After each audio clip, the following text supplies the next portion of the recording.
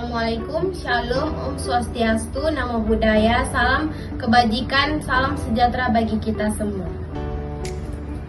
Perkenalkan, kami dari tim 8. Pada presentasi kali ini kami akan membahas kasus audit internal perusahaan PT OPQ. Perkenalkan, nama saya Darni. Perkenalkan, nama saya Noni Cynthia Lumbantono. Perkenalkan, nama saya Fiska Sihogi.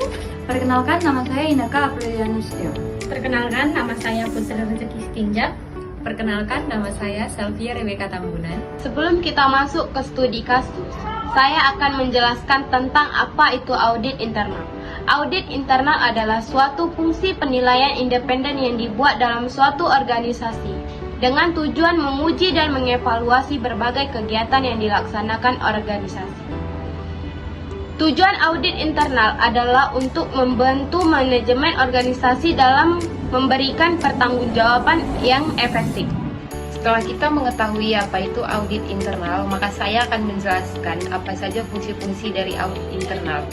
Amin Wijaya Tunggal mengemukakan bahwa fungsi audit internal yaitu mencakup Departemen Audit Internal dan setiap departemen yang lain. Aktivitas atau outsource jasa yang memenuhi peranan audit internal. Sedangkan menurut Harry, fungsi audit internal merupakan kegiatan yang bebas, yang dapat dalam organisasi yang dilakukan dengan cara memeriksa akuntansi, keuangan, dan kegiatan lain untuk memberikan jasa bagi manajemen dalam melaksanakan tanggung jawab mereka dengan cara menyajikan analisis penilaian, rekomendasi, dan komentar-komentar penting terhadap kegiatan manajemen. Sebelumnya, kita sudah membahas pengertian dan fungsi dari audit internal. Selanjutnya, saya akan menjelaskan jenis-jenis audit internal. Yang pertama, audit keuangan. Jenis audit ini melihat laporan keuangan yang Anda hasilkan dan memastikannya akurat dan lengkap. Ini juga memeriksa apakah kamu memiliki kontrol untuk memastikan data keuangan kamu aman. Yang kedua, audit operasional. Jenis audit ini difokuskan pada proses internal yang kamu gunakan untuk memastikan bisnis kamu berjalan lancar, aman, dan efisien. Yang ketiga, audit kepatuhan.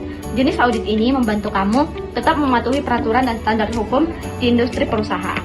Misalnya, jika Anda bekerja di bidang jasa atau manufaktur makanan, kemungkinan ada pedoman kesehatan atau protokol keselamatan khusus yang berlaku untuk operasional bisnis tersebut. Selanjutnya, kita akan membahas mengenai kode etik audit internal. Yang pertama, prinsip. Prinsip adalah komponen yang berkaitan dengan profesi dan praktik audit internal.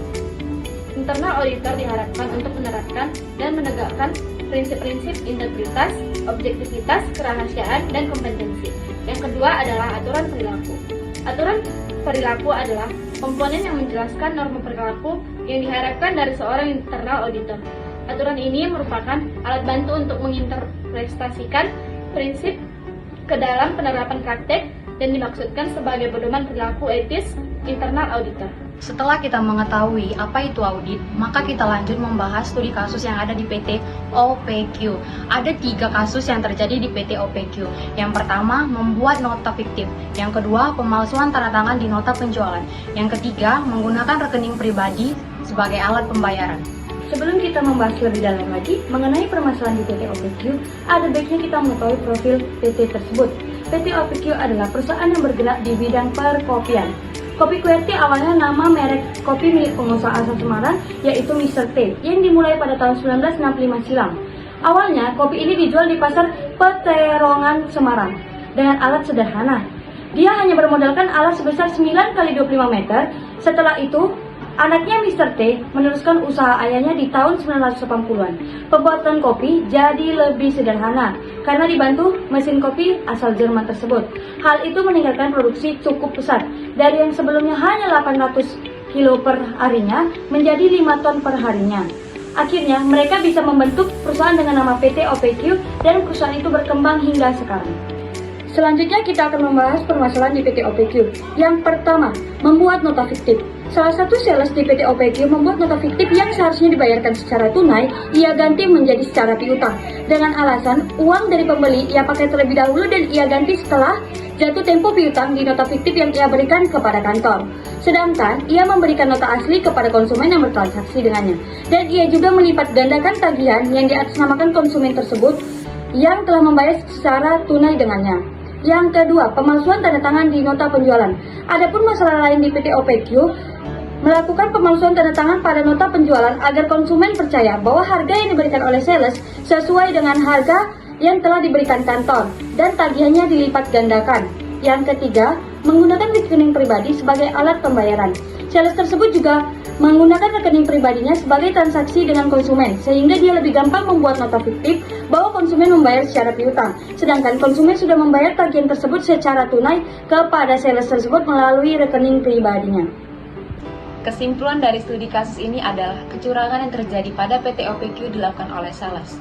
Sales membuat nota fiktif penjualan kredit atas nama konsumen, padahal telah terjadi penjualan secara cash atau tunai, dan menunda pembayaran langsung kepada kantor untuk digunakan demi kepentingan pribadi.